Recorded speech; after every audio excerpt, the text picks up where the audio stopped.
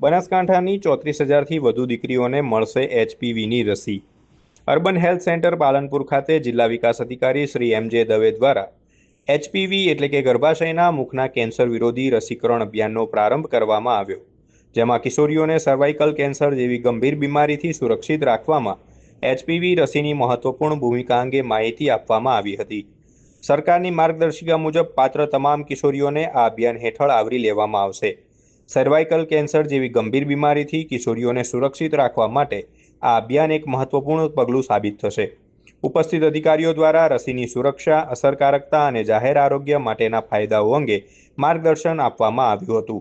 આ પ્રસંગે મુખ્ય જિલ્લા આરોગ્ય અધિકારી doctor Sanjay Solanki, RCHO doctor Brijesh Vyas તેમજ તાલુકા આરોગ્ય અધિકારી પાલનપુર ઉપસ્થિત રહ્યા હતા।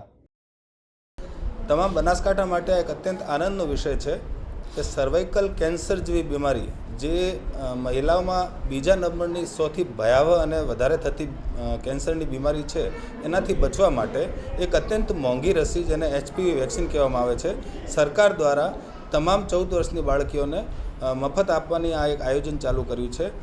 એના અંદર બનાસકાંઠામાં લગભગ 34,000 ઉપરાંત બાળકીઓને, બૃહદ બનાસકાંઠાની વાત કરું છું, આપણે આ રસી આપવાની છે। આ રસી દરેક પ્રાથમિક આરોગ્ય કેન્દ્રમાં આવનાર 3 મહિનામાં આપવામાં આવશે। આના પ્રત્યે ઘણા બધા લોકો ભ્રાંતિઓ ફેલાવે છે જે બિલકુલ અયોગ્ય છે। ભૂતકાળમાં પણ આપણે ઘણી બધી બીમારીઓને રસીથી નાશ કર્યું છે। આવી રીતે આ જે સર્વાઇકલ કેન્સર જેવી જોખમકારક અત્યંત ભયાવહ બીમારી છે, એનાથી બચવા માટે એકમાત્ર ઉપાય આ રસી છે। હું તમામ વાલીઓને આગ્રહ કરું છું કે કોઈ પણ ભ્રાંતિનો શિકાર ના થઈ આપની વાલી દીકરીને આ રસી ફરજિયાતપણે અવશ્ય મૂકાવો। એના માટે આપની સંમતિ આપો। જેને ભૂતકાળમાં એચપીવીની રસી આપેલી છે એને આપવાની કોઈ જરૂર નથી। આના સિવાય સગર્ભા બહેનોમાં પણ આ ના આપી શકાય, જોકે 14 વર્ષની બાળકી સગર્ભા ના હોય। આ સિવાય કોઈ અત્યંત ગંભીર બીમારીથી ગ્રસિત હોય તો એમને આપણે પીડિયાટ્રિશિયનની સલાહથી આ રસી આપીએ છીએ।